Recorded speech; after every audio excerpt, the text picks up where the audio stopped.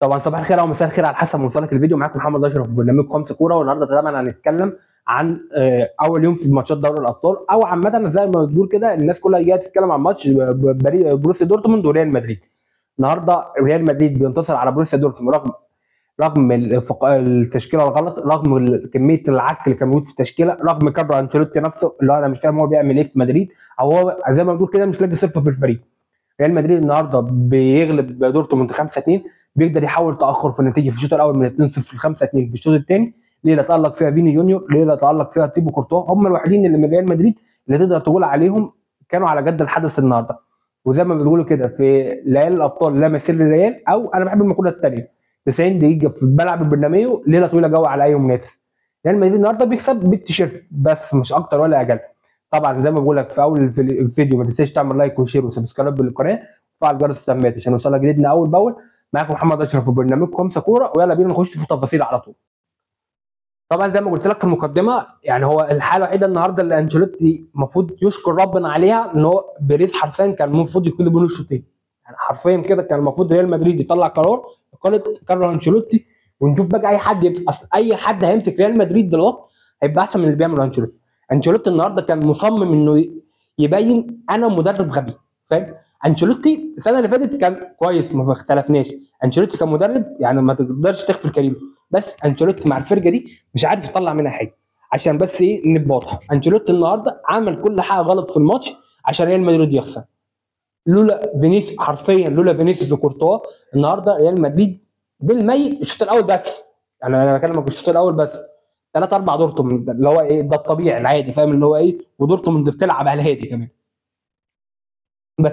فزي ما بقول لك تشكيله ريال مدريد النهارده كورتوا في حراسه المرمى مفيش اي مشكله، مندي باك شمال، روديجيرو وميليتاو باثنين جنوب دفاع، الناحيه اليمين كان فاسكيز. النهارده بيلعب بثلاثه في نص الملعب، بقى ايه افتكاسه جديده، فاهم؟ الجديده لانج اللي هو ايه، احشي ما حدش هيراجع ورانا كده، العيال هيلموا الدنيا قدام وهيظبط الدنيا. فالفيردي مودريتش بلينجهام.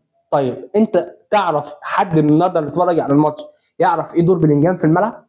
اتحداك اللي انت تقوله، اللي هو نفسه بلينجهام نفسه مش عارف هو دوره ايه. يعني انشيلوتي النهارده مثلا راح قال لبلينجهام، بلينجهام انت تنزل النهارده هتلعب معانا في نص الملعب. طب انا هعمل ايه يا كوتش؟ مشي الدنيا حرفيا، فاهم اللي هو ايه؟ طب إيه؟ ايوه مشي الدنيا ازاي؟ قال له الكره اللي تجيلك بصيها كره، فاهم؟ وارجع اضغط مع المدافعين ورا وهاجم مع المهاجمين قدام بس.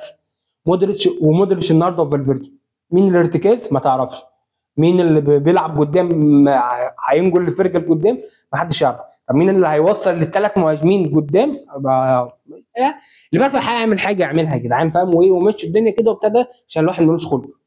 طبعا الثلاثه اللي قدام اللي هو مصمم يلعب بيهم، ومصمم كل ماتش نقول ان الثلاثه مش ماشيين مع بعض، بس هو برضه مصمم ان هو يلعب بيهم عادي جدا، وهو الوحيد اللي مقتنع ان الثلاثه هيمشوا مع بعض. مبابي، فيني، رودريجو. بدانا الماتش فاهم اللي هو ايه تمام ومفيش مشكله، لبست جون ولبست الثاني، الشوط الاول خلص. حلو، انت فين؟ انت مش موجود. طب انت مش موجود، فاهم؟ انت مش شايف ان في حاجه غلط بتدور في الفريق؟ انت مش شايف ان نص ملعبك متاكل؟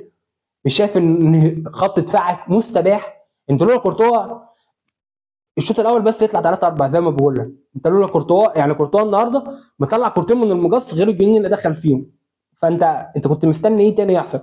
والشوط الاول خلص، فاهم؟ نزل الشوط الثاني، انت ايه يا اسطى؟ في ايه يا اسطى؟ انت النهارده اصلا لولا فينيسيوس جونيور، هو فيني النهارده فاهم اللي هو ايه جنب دور، فاهم؟ شال ايده شال ريال مدريد على كتفه وحرفيا جري بيه، اللي هو لولا شخصيه البطل هو ما لقاش حل تاني غير كده. لولا شخصيه البطل النهارده ريال مدريد كانت هيبقى زي ما بقول لك 90% بره منافسه اللي هو اول 8 اللي هيصعدوا. كنت هتخش في حزب بيرما عشان اللي هو تستنى بقى تشوف هتلاعب مين عشان ماتش رايح جاي عشان تصعد دور ال 16، وانت اصلا في غنى عنها. انت اصلا معاك فريق، يعني انا بص اصل انا فاهمك على حاجه، انا عكس الناس اللي بتقول ريال مدريد كامل، وبقولها وهفضل اقولها، ريال مدريد ما كانش محتاج كيليان امبابي، تمام؟ بس انت خلاص جبت كيليان امبابي، مش معناه ان كيليان امبابي لعيب ضعيف، بس انا زي ما بقول لك ريال مدريد كان اولى ان هو يدعم مراكز تاني عن خط الهجوم. اصل انت عندك احسن واحد وينج شمال موجود في العالم دلوقتي، احسن لعيب موجود في العالم دلوقتي اللي هو فينيسيوس جونيور ورودريجو. فانت كنت بتلعب 4-4-2 السنه اللي فاتت، فانت مش محتاج حد في الهجوم، انت كنت محتاج قلب دفاع، كنت محتاج باك يمين وباك شمال، عايز خط دفاع كامل، وعايز حد ديفندر في نص الملعب. انت ما قررتش ان انت هتدعم في المراكز دي كلها، ورحت جبت كيليان امبابي. طيب لا، وجبت اندريك كمان معاه، فالاثنين ما اكتفيتش ان انت تجيب امبابي بس. تمام. طيب مشاكل الفريق دي مين اللي هيحلها؟ محدش عارف. انشيلوتي مش هيلاقي لها حل، واي مدرب هيجي، انا بشفق على اي مدرب هيجي، هي فعلا ملهاش حل. اصل ايه اللعيب اللي ممكن يتحط يعني، او ايه الرسم التكتيكي اللي ممكن يتحط فيه اللعيبه دي كلها يلعبوا والدنيا تمشي؟ بروسيا دورتموند قررت بغباء مدرب اللي هو يا اسطى، انا شفت السيناريو ده 10 15 مره، وانت برضو مصمم اللي انت اول ما الشوط الثاني عشان غالب ريال مدريد 2-0 على ملعب البرنابيو في ماتش دوري ابطال، هسحب اهم ورقه هجوميه عندي وهنزل ادافع لان هكسب ريال مدريد او حتى اتعادل معاها. انت عبيط يا اسطى. ده مانشستر سيتي بجلاله قدره عمل الحوار ده وخسر برضه. يعني ده انت السنه اللي فاتت توخيل عمل نفس برضه الحوار وخسر. يا جدعان، هو الناس دي ما بتتعلمش، هي الناس دي ما بتتفرجش على كوره زينا، الناس دي ما بتتابعش ريال مدريد.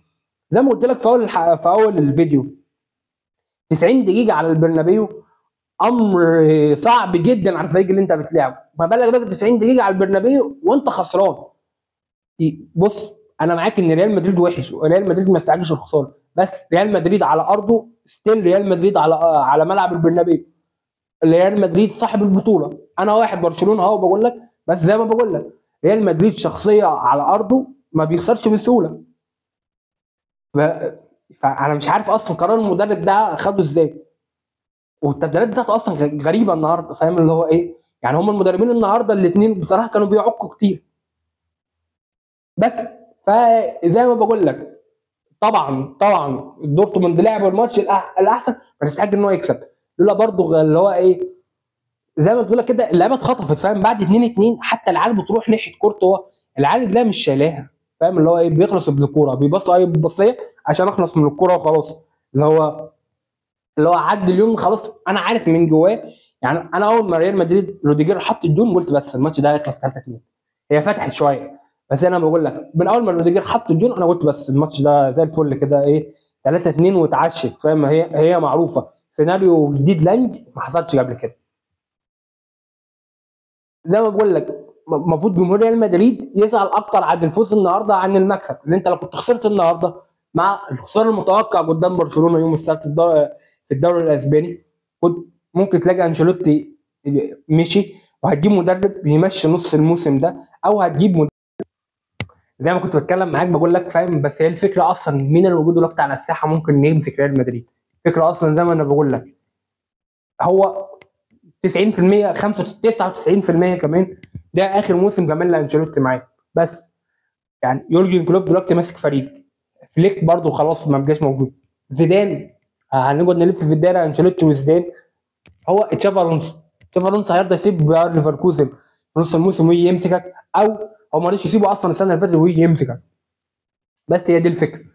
فزي ما بقول لك جمهور ريال مدريد المفروض يبقى زعلان على الخساره على المكسب النهارده ده، ان هو انت المفروض اصلا على الاقل لو كان خسر النهارده وكان خسر من قدام برشلونه هيعرف ان في مشكله، فحاول يوجد لها حلول.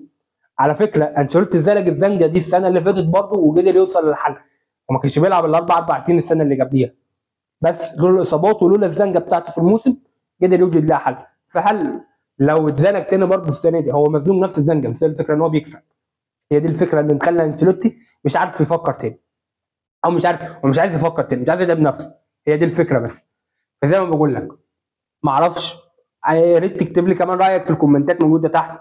انت اصلا كجمهور ريال مدريد يعني اكتب لي ان انت كنت مبسوط بالمكسب النهارده، لا كنت تتمنى ان انت تخسر عشان انشيلوتي يمشي، ولا لا يا عم مكسب ونكسب ونمشي في دوري الابطال كده كده، وانشيلوتي ما تضمنوش، انشيلوتي ممكن تلاقيه عادي قوي في 1/6 اللي جاي ده في نهايه دوري الابطال في ملعب الاهلي الزارين، عادي جدا مفيش اي مشكله، عادي خالص. ريال مدريد وعملتها قبل كده كتير.